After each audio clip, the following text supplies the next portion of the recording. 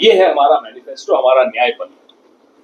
पिछले 10 साल में जो अर्थव्यवस्था पर चोट हुई, घरों की स्थिति खराब है, हमारे बजट की स्थिति खराब है, तो महालक्ष्मी योजना पूरे देश में जो 18 राज्यों में मैं घूमकर आया हूं, बहुत ही उसके बारे में चर्चा हो।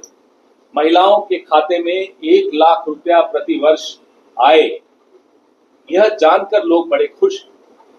पहली नौकरी पक्की, भर्ती भरोसा, ये सब बातें लोगों में चर्चा का विषय बन गई। 30 लाख पद खाली पड़े हैं, 10 साल आपने भरे नहीं, क्यों नहीं भरे? क्यों? क्योंकि उस 30 लाख में से आपको डर था कि कहीं आदिवासियों के पास न चला जाए, दलितों के पास न चला जाए, पिछड़ों के पास न चला जाए। क्यों इतने खिलाफ हैं इन तीनों वर्गों के? ये पद अगर आप भर देते तो कितने लाख लोगों के और कितने लाखों परिवार चल पड़ते, अर्थव्यवस्था उनकी सुधर जाती। लेकिन इन्होंने जानबूझकर ये 30 लाख पद नहीं भरे। राहुल गांधी का वादा है ये 30 लाख पद भरेंगे, 15 अगस्त से शुरू कर देंगे। किसानों के विषय में यहाँ चर्चा हुई है पहले भी, एमएसपी का कानून, ये तमाम जो हमारी गारंटी है इसकी चर्चा पूरे देश में हो रही है और इसीलिए मोदी जी घबराए हुए हैं। इसीलिए आप लोगों को इंटरव्यू पे इंटरव्यू दे रहे हैं, एक चैनल को 4-4 इंटरव्यू दे रहे हैं। लेकिन इंटरव्यू देने का वक्त खत्म हो गया। 10 साल जब आपको मिले, आपने क्या किया उसका? ये सवाल जायज है, इसलिए हम पूछ रहे हैं। अब मैं झारखंड के लोगों से आपके माध्यम से यह आग्रह कर रहा हूं कि जो पार्टी, जिस पार्टी का दिल आदिवासियों के लिए, दलितों के लिए, पिछड़ों के लिए धड़कता है, उस पार्टी को मौका दीजिए।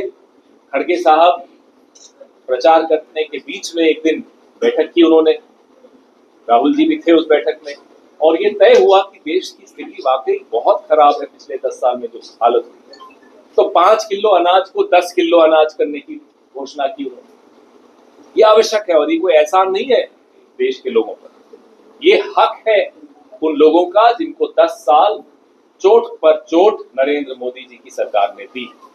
ये गारंटी भी कांग्रेस पार्टी ने पिछले 10 दिन पहले खड़गे साहब ने दी है और इसकी भी चर्चा पूरे देश में होनी शुरू हुई। अब आपके सवाल में लेना चाहूँ। खड़ा साहब, आपने सबसे पहले जिस गुस्से की बात कही, गुस्से में है, किसान गुस्से में है, मध्यम वर्ग गुस्से में है, लेकिन कांग्रेस की एक जो स्ट्रेटेजी झारखंड के चुनाव को लेकर आई, उससे मेरे हिसाब से झारखंड की मीडिया कर्मी भी गुस्से में है कि आपके बड़े नेता जब आते हैं तो सभाओं से मीडिया पर निशाना साधते हैं, आप प्रेस कॉन्फ्रेंस करते हैं, चाहते हैं कि मीडिया आपकी बातों को जनता तक ही ले जाए। ये डबल स्टैंडर्ड नहीं। हमारे बड़े नेता, आपने बड़ा अच्छा सवाल पूछा, हमारे बड़े नेता जब मीडिया पर निशाना साधते हैं तो मीडिया के मालिकों पर जरूर निशाना साधते हैं, रिपोर्टर्स पर तो साधने की कोई चांस ही नहीं, कोई कारण ही नहीं। आप लोग अपनी नौकरी बड़ी निष्ठा से करते हैं, मैं भी जानता हूं, मैं भी कभी पत्रकार था, मुझे मालूम है आप लोगों की मेहनत क्या होती है। लेकिन जो हमारे अखबारों के और मीडिया हाउसेस के मालिक हैं, कहीं ना कहीं वो दबाव में है। कम से कम राष्ट्रीय मीडिया के बारे में मैं दावे के साथ ये कह सकता हूँ, और अगर हम उन पर सवालिया निशान उठाते हैं तो हम लोकतंत्र की रक्षा के लिए ये करते हैं। आपको भी उतनी ही चिंता है लोकतंत्र की जितनी मुझे है, शायद मेरे से ज्यादा आपको होगी, क्योंकि अगर लोकतंत्र और संविधान खत्म हो जाएगा तो ये सब जो हो रहा है ये सब बंद हो जाएगा। आप संघर्ष करेंगे ईएमआई के लिए, बंधु जी, शिल्पा जी, मैं, ज्योति भाई, राजेश जी, हम लोग सब जेल में होंगे, हम बाहर नहीं होंगे। तो क्या ऐसी स्थिति को रोका जा सकता है? जी हाँ, रोका जा सकता है। कैसे रोका जा सकता है? कि मीडिया के मालिकों पर भी को भी आईना दिखाया जाए, और ये आईना दिखाना आसान काम नहीं होता। मीडिया के बड़े मजबूत लोग हैं, बड़े संपन्न लोग हैं, उनकी ताकत बहुत है, लेकिन लोगों की ताकत से कम है। कितने ही बड़े बड़े अदानी अंबानी आ जाए उससे कोई फर्क नहीं पड़ता है। लोगों की ताकत, एक कैमरा जिसके हाथ में, उसकी ताकत एक गौतम अदानी की ताकत से कहीं ज्यादा, उसकी ताकत बची रहे, बनी रहे, ये संघर्ष राहुल गांधी कर रहे हैं। पवन जी, सवाल है कि आपके मैनिफेस्टो की आपने बात किया, लेकिन जनता तक मैनिफेस्टो नहीं पहुंचा। आपने भी मैनिफेस्टो की बात की, आखिर जनता मैनिफेस्टो की ना चर्चा करी, 5वां चरण खत्म हो चुका है, आखिर क्यों नहीं पहुंच रहा आप लोगों का जनता तक मैनिफेस्टो? देखिए, मैं आपकी बात से कुछ हद तक सहमत हूँ, लेकिन हमारे मैनिफेस्टो का सबसे ज्यादा प्रचार अगर किसी एक आदमी ने किया इस देश में तो नरेंद्र मोदी जी। उसके लिए हम उनके बड़े बड़े शुक्रगुजार हैं, उनको धन्यवाद देते हैं। हमारे पास तो इतना पैसा था नहीं कि इतना प्रचार कर सके, लेकिन नरेंद्र मोदी जी ने ये सुनिश्चित कर दिया कि हमारे मैनिफेस्टो के बारे में लोगों के मन में कौतूहल रहे, लोगों के मन में जिज्ञासा रहे, और लोग उस मैनिफेस्टो में ढूंढने कि मंगलसूत्र कहाँ लिखा है जी, हिंदू मुसलमान कहाँ लिखा है जी। लोगों ने पढ़ा, आप लोगों ने भी पढ़ा, उसमें कहीं मंगलसूत्र का जिक्र नहीं था, हिंदू मुसलमान का जिक्र नहीं था, उसमें तो न्याय और समानता की बात थी। तो मैं ये मानता हूं कि हमारे पास पैसे इतने नहीं हैं जितने कि एक राजनीतिक दल के पास चुनाव लड़ने के लिए, प्रचार करने के लिए और अपनी बात लोगों तक पहुंचाने के लिए होने चाहिए। उतने पैसे हमारे पास नहीं है। वो टेम्पो मैंने आपको बताया एक ही एड्रेस पे जाता है।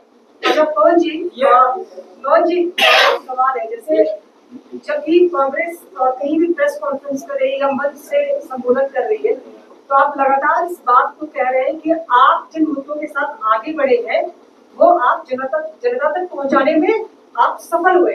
बीजेपी अभी तक के चुनाव के आधार पर कही कि 320 सीटें फाइनल हो चुकी है।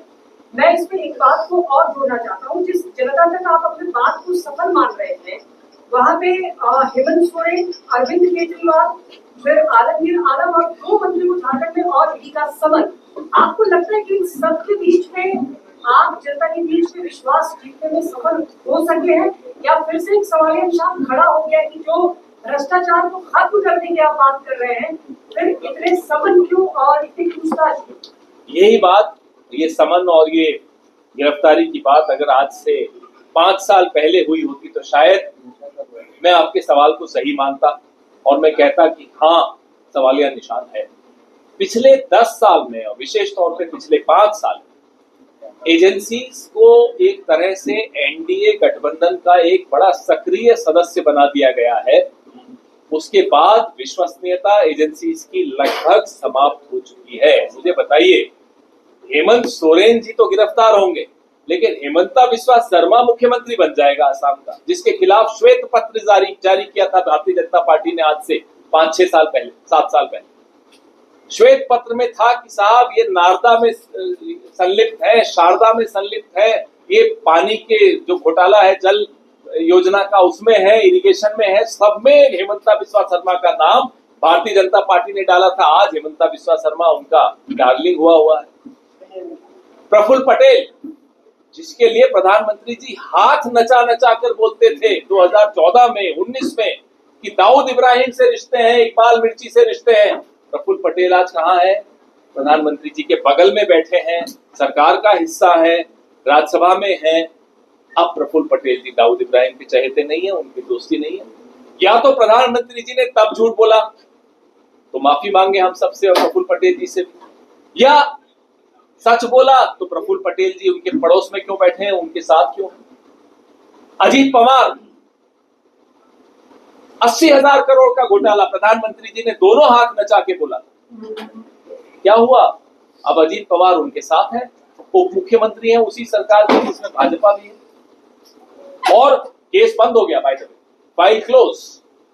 छगन भुजबल, इतने नाम गिनाऊं साहब। इसलिए एजेंसीज